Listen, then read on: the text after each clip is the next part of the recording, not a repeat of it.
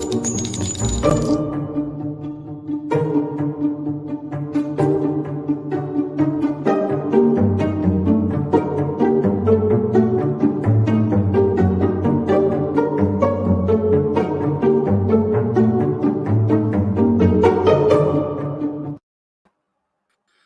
everybody, and welcome to the True Crime Squad.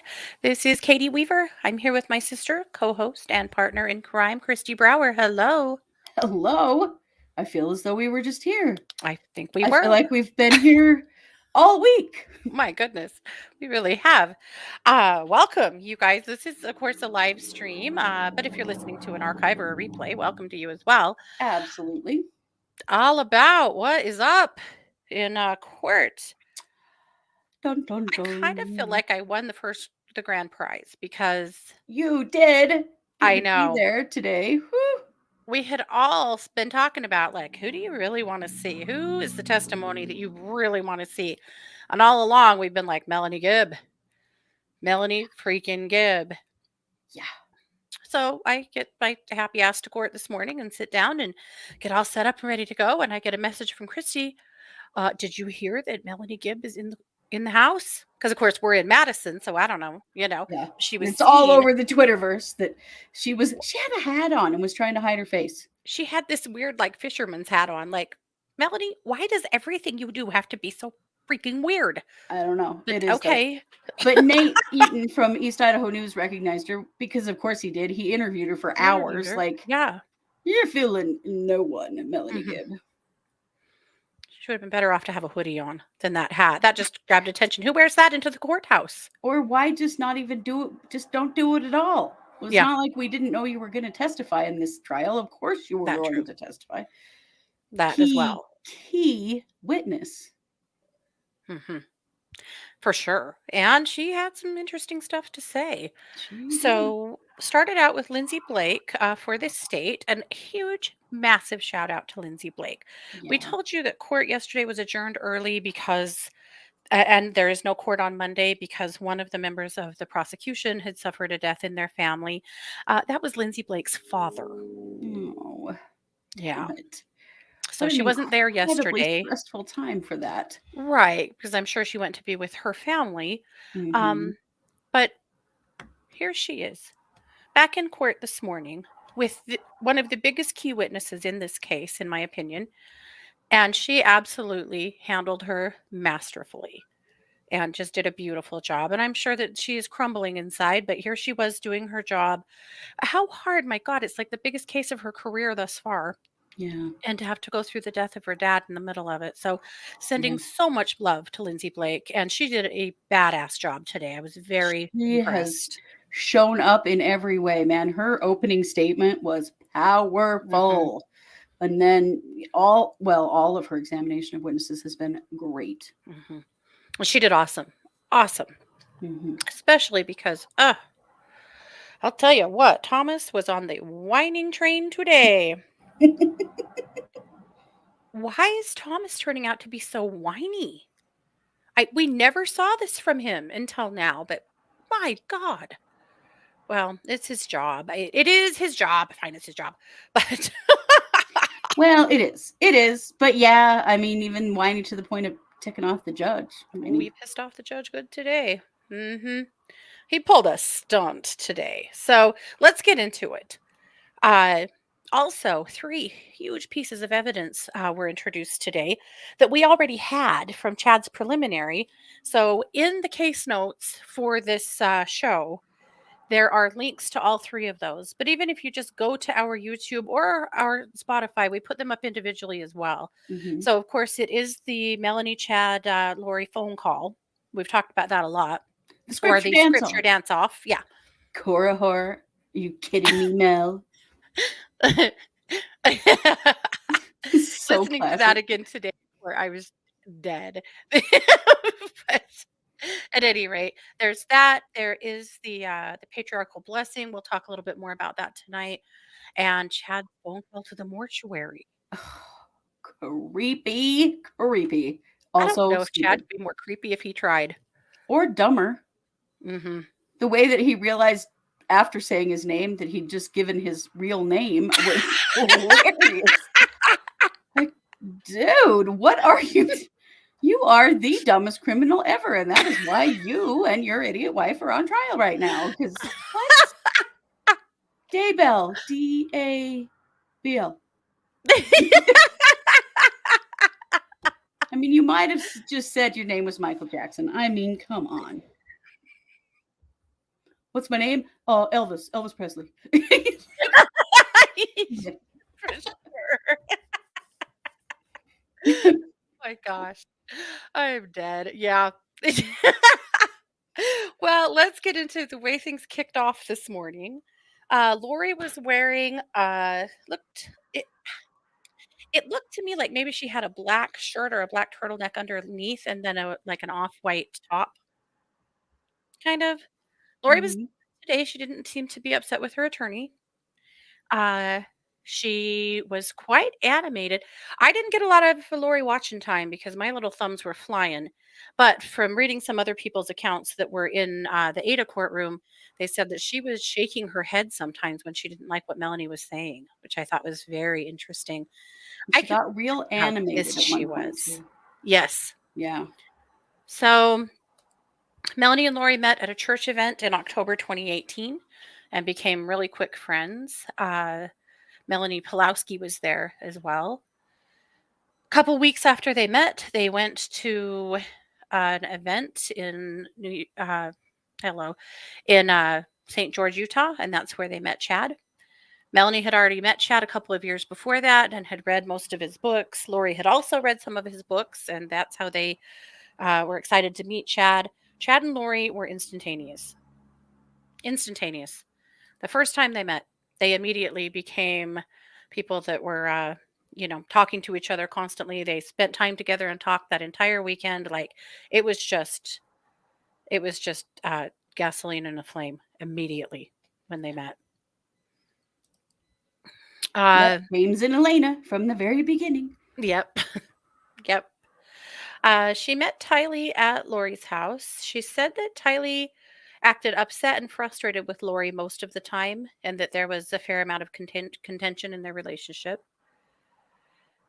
Melanie said Lori was usually really loving with JJ, but over time, after she met Chad, within a few months after meeting Chad, that loving interaction really started to decline, and she started acting very irritated by JJ in his presence. Even referred to JJ as her niece's. Melanie didn't say this. I'm interjecting, but even referred to JJ to other people as her niece's drug baby. Yeah, that's Yeah. my God. How Uh, horrible. Melanie and Lori were really fast friends too, and in the beginning, they hung out nearly every day, uh, talking, texting, spending a lot of time together. But realized Melanie and Lori's friendship took off almost at the same time that Lori and Chad's relationship took off. They like met in the same month. Hmm. And suddenly has a brand new best friend and a brand new boyfriend. Yeah. I guess to hell with, her husband and kids and And things. children. Lindsay Blake repeatedly made Melanie repeat that yes, Charles was alive and they were married, and yes, Tammy was alive and they were married. Yeah, yeah, over and over. She made her kind of keep reiterating that. Yeah. So, a couple of weeks after that first meeting in St. George, there was another one of these conferences. So, these were mostly preparing a people conferences. And if we haven't made that clear, they were co- basically their prepper conferences and kind of groups of Mormons and Mormon authors that are kind of coming together and putting on their own events, or they were. Mm-hmm. And that's what all these events that Chad was speaking at and presenting at, that these guys were all going to, they were mostly sponsored by Preparing a People and other groups like that. So they ended up in Arizona. Chad actually stayed over at Lori's house that night, as did Melanie, and as did some of the other presenters as well. Charles was out of And Charles town. was not there. Yeah, Charles was out of town. Yep. Uh, let's see. They pretty much immediately, like the weekend they met, they decided that they had been married multiple times in other probations. So you're going to hear the word probations a lot if you listen to the recording. Probation is a Mormon term, as far as I'm aware, for a lifetime. Yeah. And it's not an LDS belief. Multiple lives is not an LDS belief, but it is, Mm-mm. of course, it was a belief that Chad and Lori both held. And they immediately decided that they had been married to each other in multiple probations and that they were supposed to meet now. They really created like this whole language Mm-hmm. around these beliefs Yep. and bastardized. I mean, I've heard in Mormonism this lifetime called a probation, Mm-hmm. but I've never heard anybody say multiple probations Mm-hmm. in Mormonism. It's really interesting how they kind of, yeah, well, started their own little mini cult. They They mini, did. real mini, but yeah. Mm-hmm. So, one of the things that they did that fall, Chad came back to town multiple times and stayed with Lori, or Melanie said also that they got hotels and that they were sexually active. They were intimate. Intimate was the Mowing word in fire. court. Intimate. But guess who was sitting over on the stand next to her lawyer? Yeah. Shaking her head, no. Well, Melanie says, yeah, they were. And her justification for that is that this was God's will. What's God's will, guys? They've already They been weren't married in cheating. multiple lifetimes. Surely they can have sex. Because, I mean, yes, married people shouldn't have sex with other people. That's pretty well accepted. But in the Mormon church, having Oh, sex with someone that you're not married to is a sin second only to murder, these guys check. right? They're getting all the boxes. Yeah. They definitely are. As I was listening to all of this, there was an or watching your tweets, there was an objection at one point for hearsay. Hmm. Did the judge give any indication of how this was not considered hearsay? It's because they were discussing a co-conspirator. Okay, that's what I thought. Hmm. That this is all about that shared scheme, that common scheme that Hmm. they talked about right at the beginning of this trial. And I kept thinking, yeah, they're looking at all of these people as part of the conspiracy. Hmm. Yep. And that's why. Okay. So at some point that fall, while Chad was coming to Arizona, they went to a Mormon temple, an LDS temple, which going to the temple with someone that isn't your spouse is not a thing that's done. I mean, you could go with friends maybe and just do a session together, but to go with a man who's not, or, it's someone who's not your spouse, going with them and like doing a temple work with them, that is not done. Mm-mm. Well, they went to the temple together and then they claimed that uh, Moroni and Jesus Christ appeared to them and sealed them to each other. A sealing is a ceremony that happens in the LDS temples to seal you to each other for time and all eternity.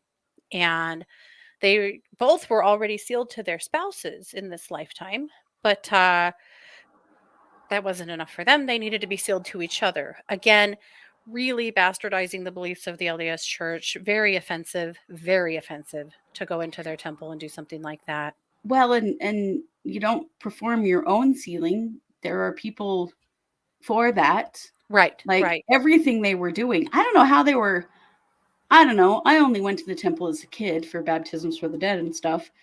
I don't know how they were just sneaking around in there. Like there are attendants of people paying attention, like where you're supposed to be and stuff. So how are So they when you just? finish a session, the Mm-hmm. last room that you end up in is the celestial room, and you can stay in the celestial room as long as you want. And Oh, people do. They okay. stay in there and you can visit quietly or you can pray or read your scriptures or whatever. And I think that that's probably what they did is they did a session and then met up in the celestial room and did their little work. Okay. That's my thought. I could be wrong, but that's my thought. Because you don't just wander around in there. Generally, not really how the rules work. You're right. Well, That's no, you interesting, but can't that would make sense. get free reign. Definitely not. Yeah. All right. So anyway, that was one thing that Melanie said that I thought was interesting. Started talking about the whole 144,000 thing. Yes. And Lori had expressed how much she and Chad were in love with each other and that she knew that she was a part of the 144,000 and that she and Chad had a job to do, that they were supposed to be the leaders of the 144,000 to assist in the second coming of Christ. And that really became Lori's mission and full focus, is how to make all of that happen and Right. what she was supposed to do.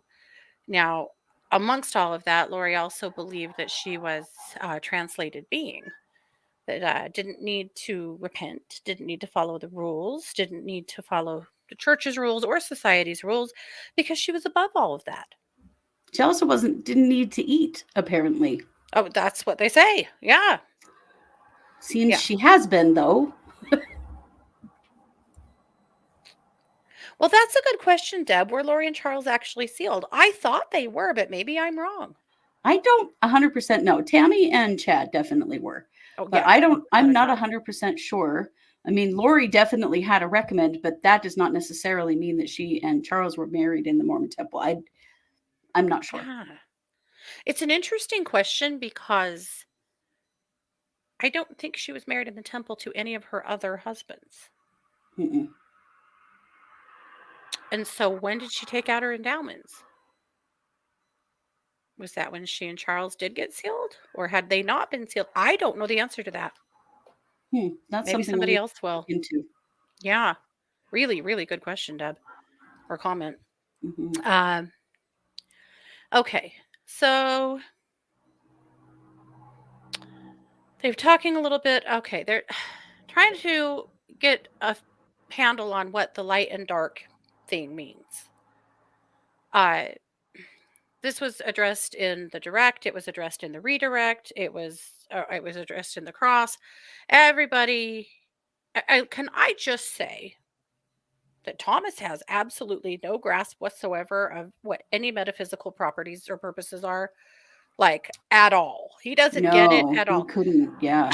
They all asked for a explanation on what vibration means so many times that I was just chuckling. But I want to share a couple of things about the light dark conversation, because what this is that Chad had decided that he had this special ability to rank people based on their vibration or what he was hearing about what if they're basically a good person or a bad person, a light person or a dark person. So he Right. started ranking everybody they knew.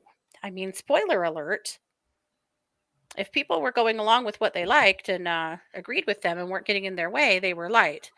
If they weren't, they were dark. So, Right. for example, here's a couple of his classifications. This is for JJ. He was a 4.2 light for the longest time till he Yeah. became a pain in the ass. And then, of course, he became dark and possessed. Uh, he was born, had a past life in 400 BC among the lost tribe of Manasseh in Northern Europe. He was the son of James and Elena. Jonathan Elliot Edwards. I don't even know what that means. Oh, that's who he was in some lifetime.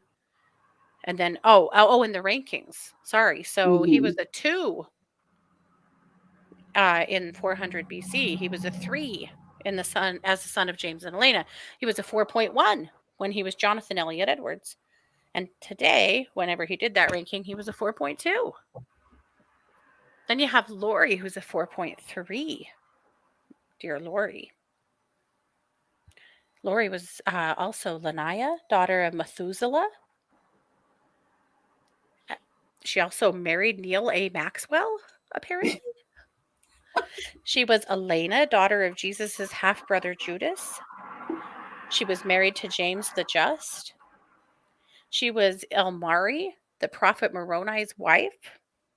What a coincidence, because Moroni just ran into her the other day and sealed her to Chad. Right. Uh, What a coinky dink. she was Mary French, the wife of Robert Smith. A lot of these are Mormon terms he may or may not recognize. Anyway, but this is what his little rankings basically looked like.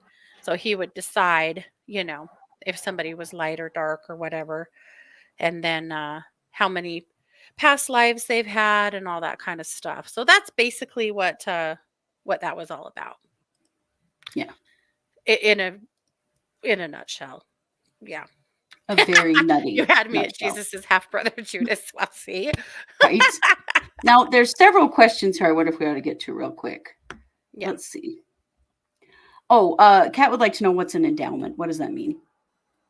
So an endowment is a ceremony that you do in the LDS temple. It's a lot of promises that you make to follow the rules and various things.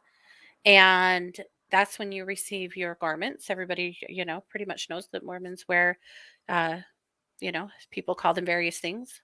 Mormons call them garments. Other people call them stuff like Jesus jammies or magic underwear, stuff like that. But Mm-hmm. they are top and bottom full, like clear to your knees and cap shoulders, and then you wear Mm-hmm. those all the time after that, after you've gone to the temple, unless you're like playing a sport. That's pretty much the only exception. So that's when you receive your garments. You do those parts of their ceremonies. And then when you get married, that's the sealing. But to take out your endowments just means that you've visited the temple, you've made all of the promises, you've gone through the ceremony, and you have received your garments and other temple clothes as well. Right, right. Yeah. Gaislam's Rocks says 144,000 talk sounds like they might have had Jehovah's Witness influence. And that's true because that is not a Mormon thing. No, it isn't. I've That's been really confused about that. Yeah, it was confusing at first for us too because we didn't grow up with that. I don't think that that's a thing in Mormonism at all, but they did pick that up somewhere. There was a guy that sat behind us in court today that said, "These two need a Bible. They don't even understand what the 144,000 is." And I Right, went, right. They're "I'm just not surprised grabbing because it's really not a whatever. teaching that they grew up with." Yeah. You have to remember that Chad is a fiction writer. He's written all these fictional, sort of religious themed, kind of fantastical books. And so he just sort of did the same thing with Lori. Mm-hmm. Yeah. Phyllis said, according to Chad Daybell's sister in law, women can't get sealed again after their husbands die. Right. Yeah. Because Mormons actually believe in polygamy after death. Mm-hmm. Yeah. If a woman gets divorced in this lifetime to a husband that she was sealed to, that husband has to give permission in order to get married and sealed to another man. And if he doesn't give permission, she can't. Mm-hmm. It's real fucked up. Mm-hmm. It's a real mess. Let's see. Moroni sealed them in the temple. They need a recommend to get in. Very good point. Thank you. You have to have a recommend to get in the temple. You can't just walk in Mm-hmm. there, anybody off the street. No. That means that you have gone to your bishop, you've sat down with them, they have taken you through a series of questions to verify that you are worthy of attending the temple, including paying 10% of your income in tithing for, I think it's at least 6 months. Now, it's been a long time, so if I'm wrong on that, somebody can please correct me. But it used to be at least 6 months that you had to have paid your tithing. And it also means that you had to be pretty well sin free for about a year before you can go into the temple. So, Mm-hmm. for example, if you have been fornicating, you would have to repent for that, and then you can't go to the temple for about a year.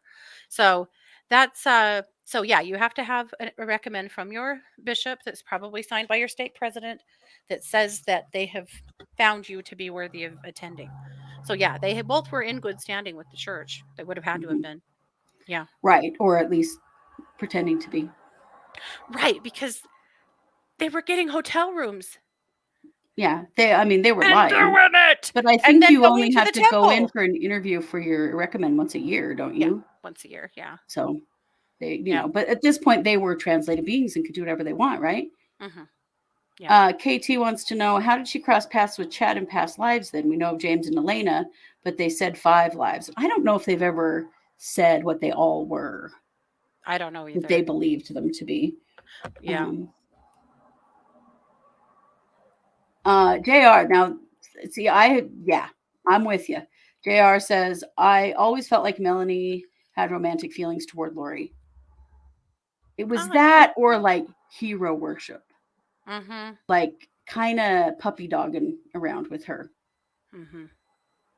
But yeah, there Yeah. definitely was something there because she put up with a lot of bullshit out of these two. Yeah. Yep. Yeah, she sure did. She's lucky she's not going to prison because of She these really two. is. But I really wonder if that's part of this testimony, is that she has agreed to give this evidence in lieu of being in trouble herself, They because she sure knew didn't a lot. ask. No one said that she has a deal. It's true. And I would have thought that at least the defense would have hammered in on that one, but they did not. Yeah. Yeah. So they went on, talked a little bit about Brandon Boudreaux and Charles, whether either of them were listening to this stuff and taking part in Chad and Lori's teachings and ideas. She indicated that no, they were not. Um, by about January, Lori started sharing that Chad told her that Charles had been overtaken by an evil spirit. Lori Ned. had, hmm, Ned, the evil spirit. yes, first Ned and then Garrett. Yep. So Lori had a dream that Charles would die in a car accident while traveling for work. And JJ was in his care at that time, which the Yeah. prosecutor kind of ground down on. That's Yeah. when she'd run off for the 2 months. Hmm. Yep. Denise says Correct. in Doctrine and Covenants, which is a Mormon scripture, the Lord explained to Joseph Smith that the number 144,000 mentioned in Revelations, which is the Bible, is the number of representatives out of the 12 tribes of Israel who will be ordained to assist others in their quest for exaltation. Yeah, Okay. but it doesn't really sound like what Chad and Lori, like it doesn't track. Right. They're way far No. afield at this point. True. Phyllis, the way I just choked on my Taco Thursday. Hilarious. Brandy says that she has aunts that are sealed to the same man. Oh, Brandy, Really? they're Oh, already wow. polygamous. Look at that. Yeah. Yeah. Yes. When Mark Means tried to have her served, she told him to speak with Rob Woods and wouldn't accept it. Yeah. Remember that thing that Mark Means was trying to serve to everybody, that he Yes. wanted basically every last shred of everything they'd done ever? He wanted their passwords to their social media accounts. Mm-hmm. Yes. Well, and yeah, when Melanie Gibb said to talk to Rob Wood because she somehow thought he was her attorney, Hmm. he is not. Melody just didn't know what the hell she was doing. She was in so far over her head. So they started doing these castings. Well, they believed that their spouses would pass away and then they could be together. They were talking a lot about, well, they're both going to die. They're actually, at first, it was both car accidents. They're both going Right. to die and then we can just be together. Lindsay Blake asked, why not just get divorced? And she said, well, it didn't fit their religious beliefs. And Mormons do get divorced, but don't Mormons get do me get wrong. divorced. But they there was something about that would hurt Chad's standing in the priesthood or something. Don't apply this to Mormon beliefs because it's not quite right. But there was something about that they couldn't get divorced or that wouldn't be pleasing to God, that they needed their spouses to die and then they could get together because that would be God's will. I mean, all this other stuff was fine, but the divorce Hmm. was the deal breaker. Hmm. Now, Kat, I love this question because I've been thinking about it a lot myself. Hmm. My question is for people who are clairvoyant or have spiritual gifts, how do we explain we are not like Chad when it comes to our gifts? Hmm. I'm worried people will say we are like him. Well, I think it's pretty easy because we haven't killed anyone. Hmm. We haven't used our own gifts to harm other people or kill them or to say it's okay and justify it. Hmm. Or to Because manipulate them. Yeah. All right, we got to keep moving or we're never going to get done. So then they started talking about the castings. So they'd been talking about doing castings, right? Where mm-hmm. what they meant was they were trying to cast an evil spirit out. But this got really Yes. convoluted because their belief was that once a um, evil spirit has taken over your body, your spirit's gone. Your spirit has already gone to the other side. Now there's an evil spirit in this body, and the only way to get rid of the evil spirit is for the body to die. Yeah. That was their belief. So, but they started out doing these castings, and basically they were kind of like a healing circle. They were getting together, these groups of women, and doing this work to try to drive out the evil spirit. They did a lot of castings on Charles, and then they did castings on, who else did she say? She said they never did castings on the kids, interestingly. Now, I gotta say, I was I was so dead in the cross when seriously, Thomas cannot get his head around this stuff to save his life. He should have like gone into a metaphysical store and sat down with somebody and like asked some questions and tried to understand this stuff because he doesn't have a clue. And that's Yeah. okay. He doesn't have to, but he kind of does, you know. But anyway, he said now on these castings, he's like, I'm just really confused about, so are they like casting, this is like witchcraft? They're like casting a spell? She was like, "No, they're like casting out evil, like in the Bible." Oh, that was a good moment. That cracked me Hmm. up. Anyway, so they did all these castings on Chad or on Charles, sorry. Of course, the entity was first called Ned. Then they got rid of Ned, and Garrett came right in. Damn you, Garrett. Damn you. That's when they kind of started talking about zombies. That's where the zombie talk came from. And Hmm. then deciding that the castings weren't working and that really for the only way for a zombie to be destroyed would be for the host to die. Right. Lori and Chad believed that Brandon Boudreaux was a reincarnated member of Hitler's gang and that he Whatever was a that means. high level dark entity and was possessed. Yep. Poor Brandon Boudreaux. He's been through so much shit from these idiots. Mm-hmm. Kind of Mm. right in the beginning. Charles, Brandon, Lori's dad, Tylee Kay, and a few others were labeled as dark. And then along the road, as other people pissed them off, then they might get that classification too. Hmm. Basically, anybody that got in their way was immediately dark and possessed. Chad told Lori that Tylee had been possessed with a dark spirit since she was 12. Yeah, it's called being a teenager. All of our Right. kids are possessed from the time they're 12. Come Yeah. on. Yep. Who hasn't raised a teenager and thought, But it are was you really possessed? telling today how often Melanie said, well, yes, Chad told Lori that. So Chad was coming up with all this bullshit and coming back to Lori with, well, just so you know, Charles is possessed. She said the first time that Chad told Lori that Charles was possessed, that she was shocked. She had no idea. Yeah. Like what? What? But she went along with it. Yeah. Well, it So, meant she could be with her new loin fire partner. yeah. So, Melanie actually stayed the night at Lori's house the day before Charles died. Well, 2 days before Charles died. She went home the day before Charles died, and then Alex was coming to stay because Lori said that Charles was going to kill her. And so she had Mel stay with her first and then had Alex stay with her because she said that her brother Adam was trying to kill her and that Charles was trying to kill her. I also think that Chad was planting this paranoia in her. Now, I will say that that was not said in court today. That's coming from myself. But he was planting all kinds of fear in her, and she was just Yep. absolutely going with it. So then we know, I'm not going to totally replay Charles's death because you guys already know all about that. The Right. only thing that came from our conversation with Mel today was she's saying that Lori knew before Charles died that the life insurance was going to Kay.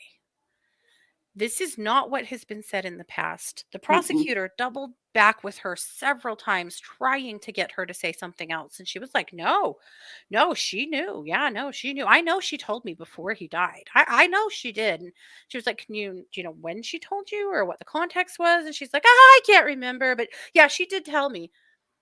Thomas in the redirect doubled down on that with her too. And at first she's like, I don't really know.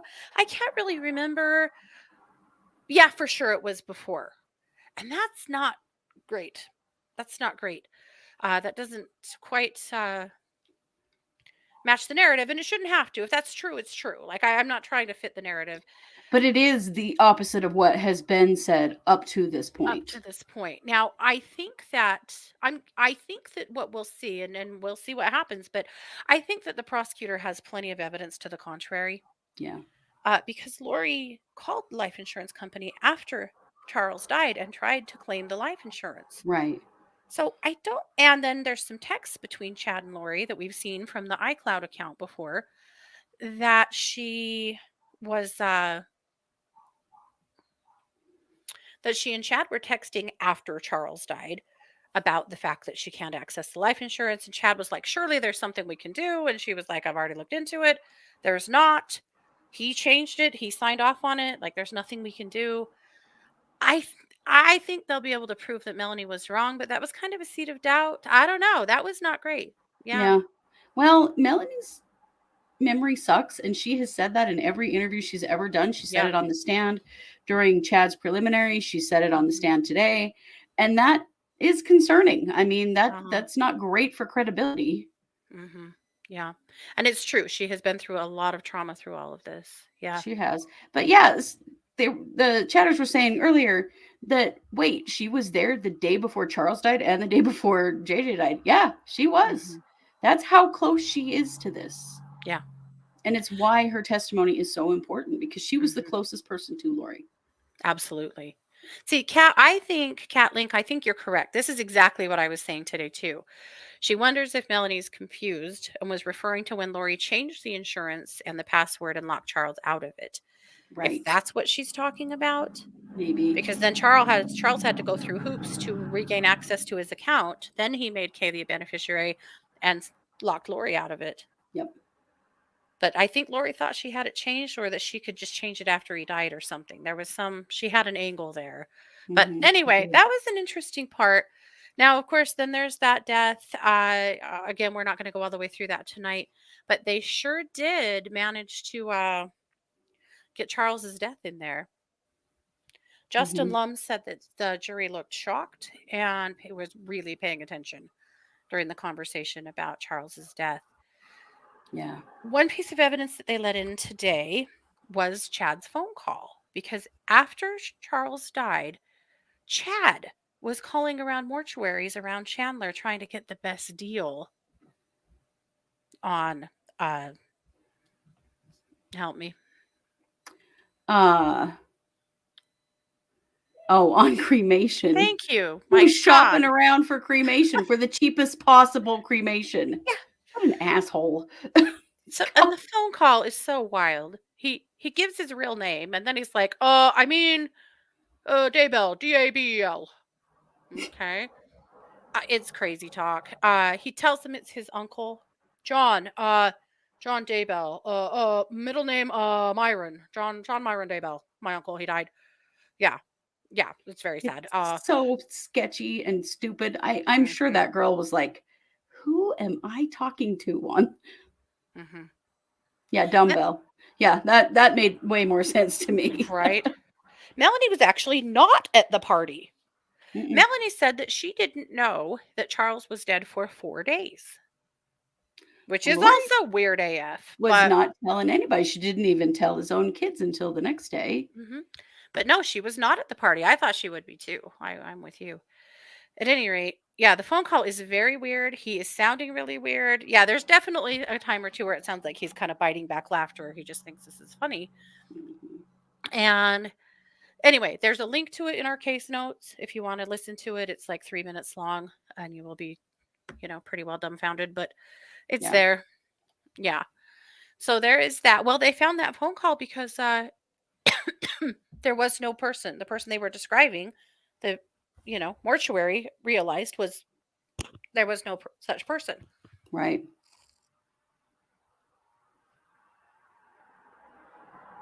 Yeah, that was so weird. I Yeah. think, Kat, that she was covering her face and escorted by police is because she was afraid for her safety. I Mhm. mean, this has blown up so hugely.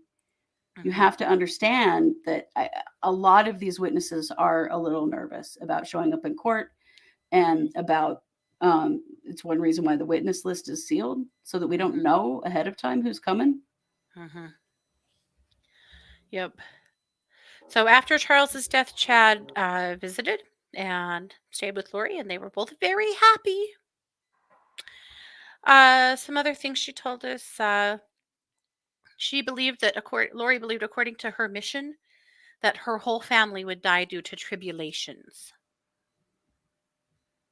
Yeah. Tri- So convenient, setting it all up that way. Tribulations you created, bro. Yeah. Right, Yep. After she moved to Idaho, so after Lori moved to Idaho, she said that she did hear Tylee while she was talking to Lori on the phone a few times, but she hadn't actually never saw Tylee after July. right. And then, of course, they talked about when Melanie and David were in Idaho, the weekend that JJ died. She said that Tylee wasn't there, and Lori said she was away at school. And JJ was there, but when she got there, she said she needed to let her know that JJ is now a zombie. He's doing all of these weird things. He says he's not doesn't have Satan in him, which obviously means he does. He's climbing up on the fridge. He's acting weird. Melanie said to her he wasn't acting weird at all. He was acting like a 7-year-old kid that has autism, and this is pretty normal. But he knocked down a picture of Jesus, guys. He Off the knocked down a fridge. picture of Jesus. Mm-hmm. Yep, For sure is a zombie. for sure, for sure. But here's one thing she said that we have not heard before that really turned my stomach. She said JJ got out of hand and Chad picked him up and took him upstairs to a bedroom and was gone for a while. And when they came back, his neck was all red. And Melanie asked what happened to his neck. And he said, oh, he scratched himself. Ooh, that just Chad, boils my fucking blood. not Alex, Chad. Chad. Yeah, we have not heard that before. That turned my stomach. She was letting Chad discipline her little boy. She was letting Chad take him up into separate bedrooms and do God knows what. Yeah. That really What? bothered Pin him me. down by the throat, maybe? I mean, normally Alex was you The know. enforcer. I'll tell you today, though, they really downplayed Alex. We didn't hear Alex's name nearly as many times as we sure could have. We're gonna, when the defense starts presenting, we're gonna hear lots of Alex. Yeah, I'm sure that's true. So that night, well, while they were there, she said Chad and Lori were just openly affectionate all weekend, just not acting like Chad is married at all, you No, know. and She said he came and went because, he also had a family and a wife. mhm. But they went to bed on the night of the 21st. Melanie was sleeping in Tylee's room, and David was sleeping in JJ's room. Melanie ended up sleeping in JJ's room with David for most of the night. And at some point, David had a bad dream and woke up really, really upset. Said he had a dream of some really bad energies and that in his dream, there were people dying, and he was really upset. So she tried to text Chad to ask him to give David a blessing. She also tried to call Lori, and Lori didn't answer. In these townhouses, all 3 bedrooms are upstairs right next to each other. They're not that big. So Right, she went to Lori's bedroom and tried the door, and the doorknob was locked. And she yeah, couldn't get Lori's attention. right. Isn't that something? That is.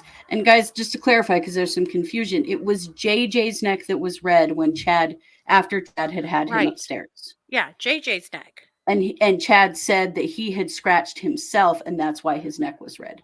Yeah. But considering what was happening, pretty damn hard to believe. Yeah, for sure. Yep. So then they woke up the next morning. She said they did not see JJ the next morning and they left around 9 and went home. Yeah. So then, of course, she and Lori were still talking, but not nearly as much as they used to. But right around Thanksgiving, Melanie was in Utah with David Warwick, and she got a phone call from Chad saying the police are going to call you and ask you if you have JJ with them, and you need to just not answer the phone. We'll tell you more later. Well, Mm-hmm. then she got in contact with Lori a little bit later, and Lori told her, "I told them that we're at Frozen too." with JJ. So go to the movie theater and take a few random, like general pictures so that you'll have that to show. And Melanie's like, what? Why? She's like, I thought that JJ was with Kay because she had told Melanie that she was going to give JJ to Kay because she didn't want to take care of him anymore. And she even said that she was going to tell Kay that she had cancer so that she would feel sorry for her and take JJ. She didn't need to do any of those things. Kay wanted JJ. Yeah, Kay would have taken Kay and Larry would have taken JJ in a second. So some of these guys thought it was Chad's neck. Maybe I heard it wrong. I don't know. We'll have to go back and listen. Well, I don't think so because it was JJ. He said JJ scratched himself. Yeah. So I Yeah, don't he think did so. say JJ scratched himself. We'll have to find it and listen. Yeah. I don't know. Nate heard something different than me, and I could be wrong, but that's what I heard. And the people sitting next to me, that's what they heard too. So, huh? I don't know. Good thing it's recorded, huh? You can go back and listen to it. Yeah. All right. Anyway, uh, so with all of that, so Melanie did when the police came and talked to her. The Box Elder police in Utah came and talked to her, and she told them she wasn't comfortable fully lying, so she was comfortable still lying. She said that she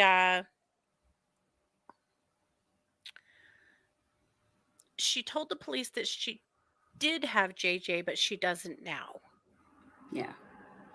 And then she sat with that for a number of days until she got feeling guilty and weird about this. And David the whole time was like, you got to do the right thing. What the hell is this? So she finally went back to the police and told them, okay, so actually, I never had JJ. Yeah. I thought on cross that Thomas might ding her a little bit more on that and be like, well, you lied about that. How do we know you're telling the truth about anything? But he didn't. I thought he would, but anyway. So then she finds out that Tammy has died, and she calls Lori and says that she heard that Tammy died. And Lori's just like, yeah, yep. Like, her whole plan is working out. Oh, yeah. Thrilled. Yep. So then she doesn't talk to them for a bit. And then, of course, they flee to Hawaii. And this is where she decides to call them. Why did she decide to call them? Well, it depends because she's given a different answer multiple times. She has, yeah. Initially, she said it was because David wanted her to call them and try and clear some stuff up. Thomas finally today is like, I mean, wasn't the point of getting this all recorded mostly just to like exonerate yourself? And she was like, I mean, that was one of the reasons. Well, sure it was. Melanie, you can just admit it. Of course it was. So this is the call. We have talked about it before. You guys have maybe heard it before. You'll find it in the case notes. It is an episode that we did called Melanie Gibb Phone Call with Chad and Lori. We also called it a scripture dance-off. If you haven't listened to it, you don't know. But if you do, you know why we called it that. They're mostly fighting in scripture. Which, if you grew up a Mormon kid and you went to seminary and did all the stuff that we did, it's hilarious because we had to do all this scripture mastery where we had to memorize all of these key like scriptures out of the Book of Mormon. And then you would hear these kinds of arguments like happening with teenagers when we were in college at a Mormon school. You would hear people arguing, flipping scripture back and forth at each other. It was very familiar territory to hear them doing that, and we really got a pretty good laugh out of it. Oh yeah, it absolutely killed us, and it still does. Listening it again today, I'm like, whew. One of the things that that Melanie said, she was referencing a character in the Book of Mormon called Korihor. Korihor was an antichrist in the Book of Mormon. Korihor? Are you kidding me, Mel? She likens her to Korihor, and she's like, really? Korihor? Are you even kidding me, Mel? We've been calling each other Korihor ever since because we have. Hilarious. I had completely forgotten about Korihor until that phone call.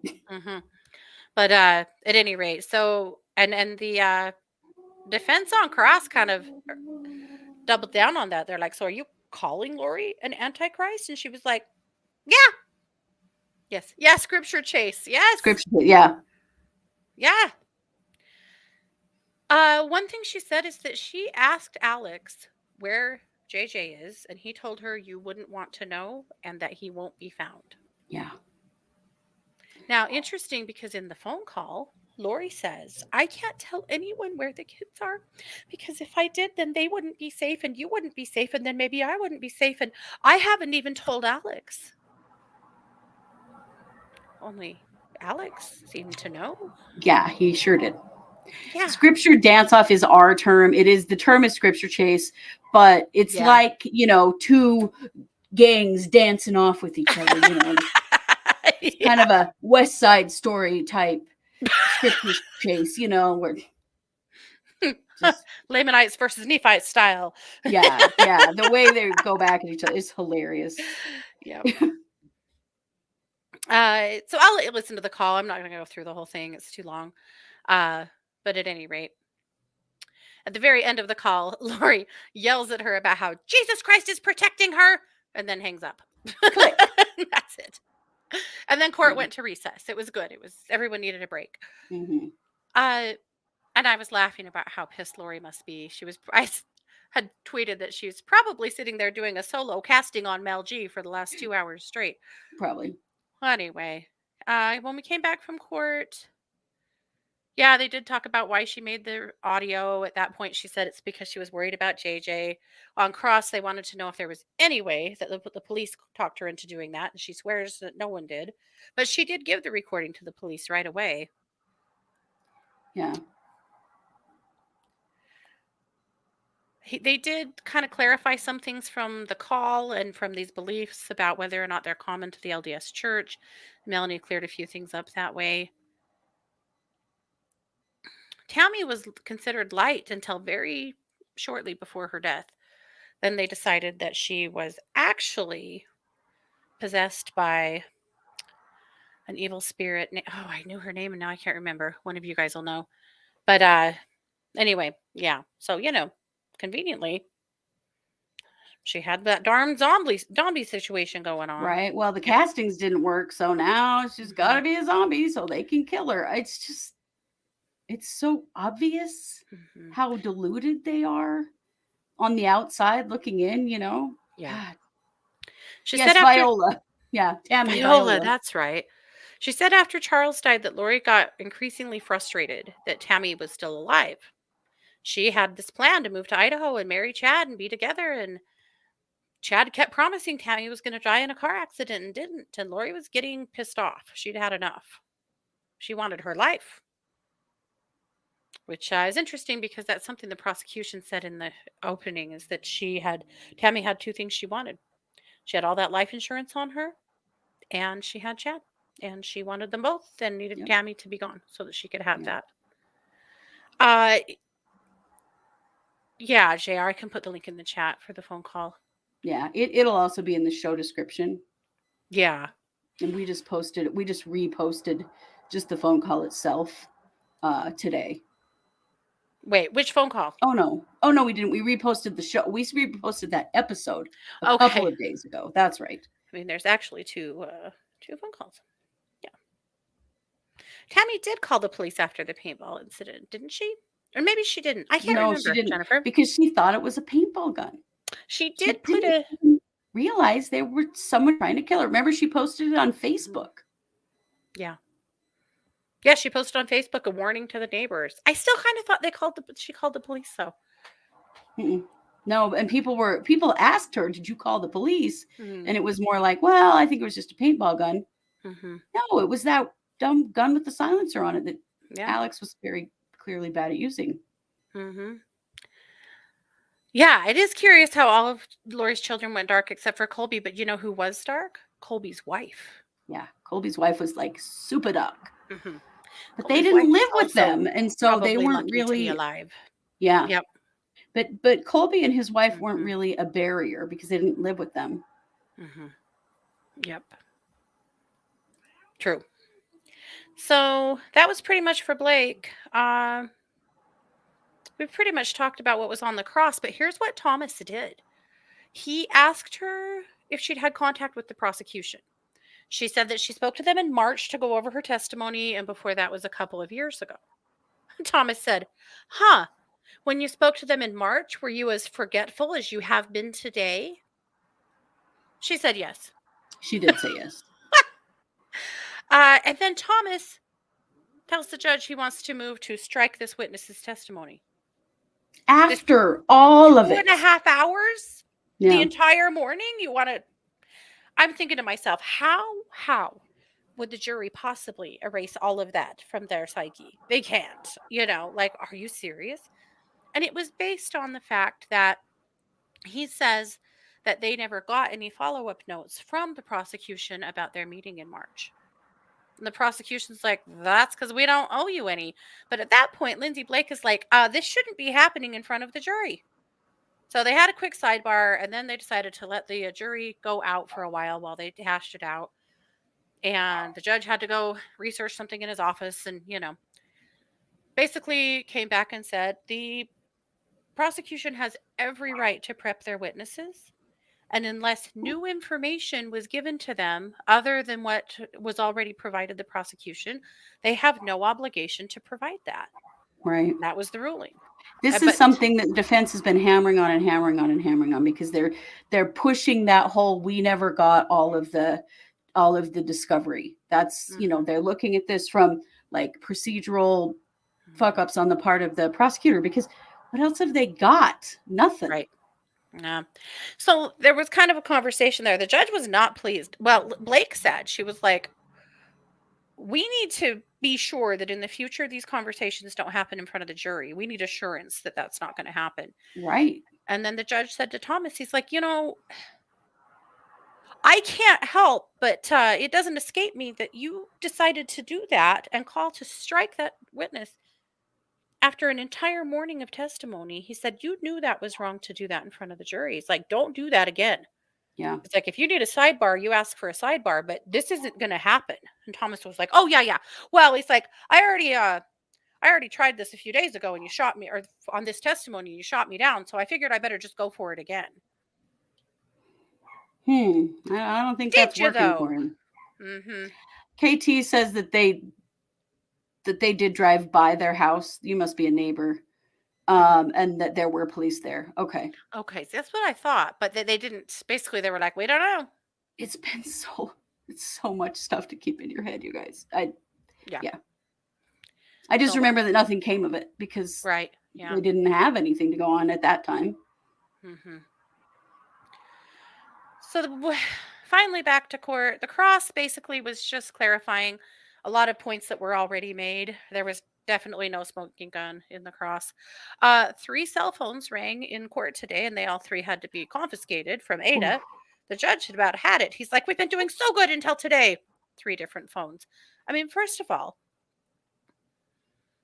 after the first one goes off, why wouldn't you make sure yours was good? I mean, right? Really? My God, how embarrassing. I know. I would feel the same way. Like when I've been in court, I was so careful to make sure that didn't happen. But yeah, you'd think one person would cue everyone like, oh shit. Mm-hmm. Like they haven't hammered on that issue particularly so many times. Mm-hmm. Thomas wanted to know if Mel's a part of the 144,000. She said that Lori assured her she was, but she wasn't really convinced. She said all along that Lori told her a lot of things about herself that she didn't really believe, and I don't know if she really didn't believe it at the time or she just doesn't believe it now. Yeah. One thing he kept asking, he really tried on JJ's routines. What do you know of JJ's routines? Talk to me about JJ's routines. And she's like, I don't really know. But he was like, well, but did you know? Well, did you ever go with Lori to drop him off to school? And she's like, no. Yes. I don't know. She's like, I could have. She's like, that seems like something I might have done. I don't have a direct memory. And he's like, but did you know his routines? Like that he had to have chicken fingers from Burger King every morning on his way to school, or chicken fries every morning on his way to school? And she's like, no, I didn't know that. He's like, so you didn't know JJ's routines? She's like, no, I didn't know. Like, I don't know what he was trying to get out of That was her. weird because, It yeah. was Well, very he really weird. wanted to harp on the whole Tylee didn't like her thing too. Yes, he really went there, and she said Tylee didn't like her. The first day she went to their house, Tylee seemed to be irritated that she was there, didn't like her, and really hadn't liked her since. She said one time they were at a restaurant and Tylee's hair was kind of out of place and she just moved to like move it for her and she had a really negative reaction towards her for doing that. She said Tylee never liked her. And she's like, but she's like on the when Blake came back, she's like, I mean, have you been around other teenagers? And she's like, oh yeah, I mean, she has her own kids, teenage Mhm. or young adult kids, I think. She's like, well, yeah. And she's like, well, would you say that her attitude are, basically like any other teenager you'd come across? And she was like, yeah, for sure. Yeah. Come on. Why would Tylee not be a belligerent teenager who was absolutely over her mother's bullshit? With Why all of wouldn't this she? going on. Yeah. Well, and Lori, intentionally isolated Tylee from other people. Oh, yeah. She did that with Kay and Larry. She did that with Charles. Mhm. She Tylee also probably didn't go did to it with school. Melanie. Yeah. Yeah. Right, and now mom is showing up with all these weird friends and all Right. this weird stuff's going on with her. Mhm. She's not dumb. She knew some shit Yeah. was going down. I'm sure that Tylee had gotten real mouthy and, was Sure. recognizing, like, why are you hanging out with that man? And, Right. Watching her mom have an affair. And yeah, for sure. I'm sure she was absolutely over her nonsense. Yeah. yep. So then we went to lunch. Back on the record was Thomas on Cross. Again, a lot of trying to understand the light and dark stuff, the vibration stuff, the energy work stuff. It was very unproductive. A lot of questions that she'd already answered 1,000 times. And that's just all that's all the defense seems to keep doing. If they're Yeah, just trip them up for credibility and they're going to attack that later, I don't know, but they don't have much. It's right. it's weird to me. Oh Back yeah. on Cross, Blake kind of did the same thing though when Blake came back in to redirect, as she was just kind of hammering back on the same questions over and over. At one point, Blake tries to ask about JJ's dog, which I thought was interesting because I said that just this morning. I'm like, we haven't heard shit about JJ's dog. She Mhm. tried to bring it up, and Thomas is like, this is a redirect. She didn't talk about the dog in the direct. She doesn't get to talk about that. And the judge is like, yeah, no, you don't. I know, but now you got the jury wondering what the dog thing What the is. dog thing is, I'm sure. They'll And have to that try to was bring it in somewhere pretty else. much it for Mel. I wouldn't say that anything else interesting happened. It's pretty much stuff we've heard before. Mhm. Then the state called Detective Duncan from the Chandler Police Department. Duncan was present. He was one of the officers that responded to Charles's shooting. Um, Again, I'm not. You guys can go back in and read my notes on Twitter or on Facebook. I'm not going to get way into it because we've already done Charles's murder 1,000 times, uh, and maybe we'll refresh that at some point, our coverage of that. But one of the things he said that I thought was very interesting was that from the angle of the second bullet and the way it glanced off of the floor and the stuff in the room, the wall board, there was nothing in the room. Mirrors along one wall, and that was it. But that there was no, or that was obvious from the way that bullet went in and the way it came out, that would have had to been shot into Charles while he was on the floor, on his back on the floor. Yeah, that doesn't really seem like much self-defense, does it? Yeah. There was some questions about, have you ever been to a gunshot homicide before with such little amount of blood? And he said, no, I never have. She talked to him about, if you gave someone CPR that has been shot in the chest twice, would you expect there to be a lot of blood? And he said, yeah, there should be blood everywhere, but there wasn't. They're just kind of laying the foundation, or some foundation there, I guess. Yeah, well, there's been a lot of talk of that because in the 911 call, Alex says he's doing CPR and they're like Right. walking him through the steps and he says he's doing it, but it's pretty clear from the scene that he did not do it. He did not do it. Yeah. Yep. Lori, at this point, they took a recess. Lori was standing next to Archibald talking to him, and he was like using hands and really talking to her and trying to explain something, is what it looked like. When she was done with him, she sat down and turned over to Thomas, and then they had a long conversation. She was quite animated today. Uh, Well, her best friend just totally narked her out mm-hmm. in open court. Yeah, I'm sure that she's reeling. And the I'm fact sure that she they got is. Charles's murder in, and that they got in that the detective did say that yes, Mm-hmm. Arizona does consider this to be a homicide, Yeah, is huge. yep, for sure. So one of the things that Chandler did is they had subpoenaed these iCloud accounts, and so they have a lot of evidence that they did this huge document dump, a FOIA dump that Justin Lum had. That's where a Hmm. lot of this stuff has come from. That's where that call from Chad for the mortuary came from, but also the patriarchal blessing. So Chad gave Alex something that's called a patriarchal blessing. This is a blessing in the church that's usually given to teenagers if they're worthy to receive it, or Right. older people if they want one. You kind of like strive to get that. And you have to have a recommend for it, or a, get, well, yeah, recommended for it. Kind of like having to get a temple recommend. You have to have You have interviews to have interviews and stuff. Yeah. and follow the rules and pay your tithing and stuff.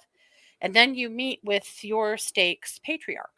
And the patriarch is a man, usually an older man, who has been put into this position. And it's basically like a Mormon style psychic reading. And I had one with mine. We went to the patriarch's house, and your family comes, and it's a very Hmm. sacred event. You're supposed to be fasting, I think, when you go. Hmm. And the patriarch puts his hands on your head and gives you this very long, detailed blessing that essentially lays out your life. All of these predictions about so long as you follow the rules and do everything you're supposed to, all of these wonderful things will lay out for you. And so Chad gave Alex a patriarchal blessing, which was very weird because Chad is not a patriarch. Right. It is a calling that you're given in the Hmm. Mormon Church. It's a real honor to be the patriarch. Uh-huh. And probably one of those things Chad wanted to be. Probably. But Chad was a real wannabe in a lot of things that he did. mhm. Yes, the blessings are recorded Always. and sent to uh, church headquarters, and then they mail you a transcript. Yep. At least that's how they used to do it. Again, it could be different now. Hmm. But I did an entire video on this when when the transcript of the patriarchal blessing first came out. I did a whole video on it. We didn't hear it when all the iCloud stuff dumped. We didn't get to hear it, but we did get to read the transcript. And it was burning a hole in my pocket because I'm like, our listeners aren't going to have a clue what this means. I Hmm. really want them to like see it, understand it. And so I had taken so I did a video on that, and you can find that on our channel and watch that. And I read the entire thing and talk about what it all means. And I recommend that you do. But I'll tell you what, listening today in court to Chad actually giving the blessing, Ugh, yikes. ay, caramba. Yeah. So interesting. Brandy said her grandpa was the state patriarch, and you are that until the day you die. Yeah, it's a lifelong Interesting. calling, just like Hmm. all the other higher up callings. Yeah. But the one thing Janet, I want to discuss is one of the things that he said. The big thing he hammered on is that his job was to be Lori's protector and Lori's warrior, and that Alex would know when it was time to go. Alex would know when his mission on Earth was complete and it was time to go. And then, by God, the day after Tammy was exhumed, Alex left. Yeah, he Don't you sure think did. that's interesting? Yeah, yeah, pretty interesting. Were his tears? Sound in the. Oh my God, there was so much snotty crying in the blessing between Chad and Alex, crying. Oh yeah, that's what I said. Ick. Read the transcript with snotty crying inside, and you'll pretty much have it. It was disgusting. So what really happened to Alex, right? We Yeah, also know that he spoke to Chad the morning that he died. yeah, he did. Still really wondering. Yep. So that was it today. So they'll be back tomorrow with Duncan on the stand. They were not done with him. Should be interesting. Hmm. So that's it. That was today. I personally think that Melanie probably did as good as she could. Hmm. After seeing her in interviews and on the stand before, I would say she did as well as she could. That's just who she is. Hmm. But Melanie but is she very fragile. She's very vulnerable, and she she is. is not very smart. Yeah. And I don't say that to be cruel. It is just flatly true. Yep. Yeah. Yeah. And I mean, for better or worse, she gave some really damning information Hmm. and was obviously in the inner circle of the common scheme. Yep. Yep.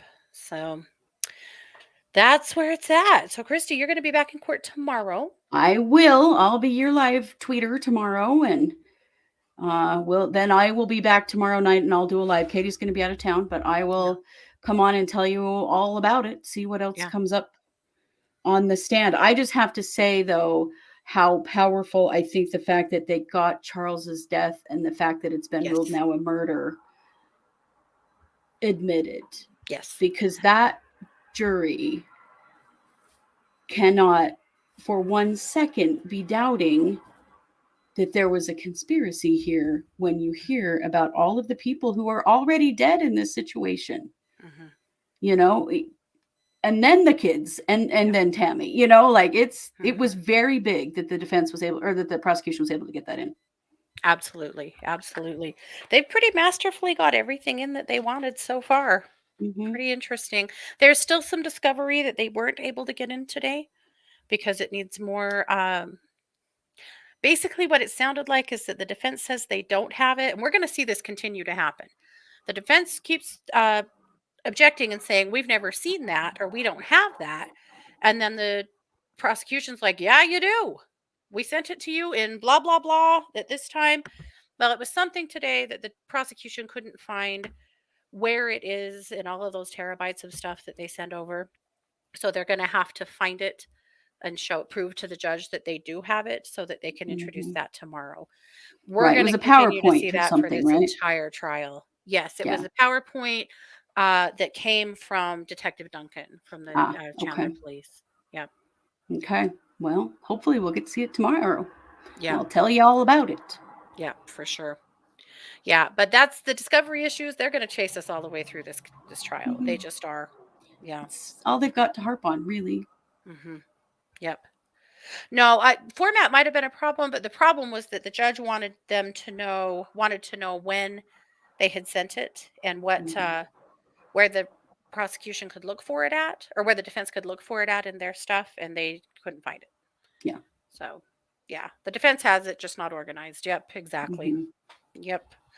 All righty, guys. Well, I'm gonna go to bed. Me too. I have to get up really early. Yeah. So thanks so much for being here, you guys. Have a very good night. This has been yet another production of the True Crime Squad. Bye, everybody.